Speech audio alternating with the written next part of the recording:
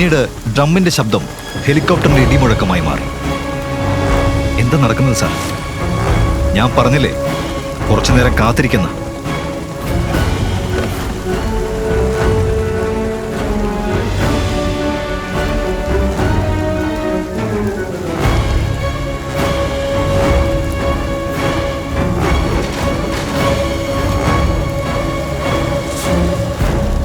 Black cat കമാൻഡോസിന്റെ തലവനായ captain Sartaj ഇരുമ്പ് കമ്പിൽ കെട്ടി രക്തമൂറുന്ന ശിവായിനെ കണ്ടപ്പോൾ അവന്റെ കണ്ണുകളിൽ കോപത്തിന്റെ തീ തെളിഞ്ഞു.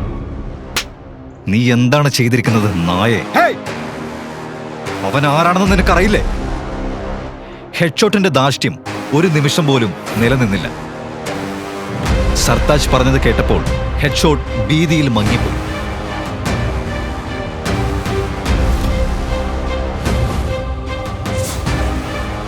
പക്ഷേ ഹെഡ്ഷോട്ട് എന്തെങ്കിലും പറയാൻ ശ്രമിക്കുന്നതിന് മുമ്പേ ശിവായി ആ സ്ഥലത്ത് നിന്ന് അപ്രത്യക്ഷനായി.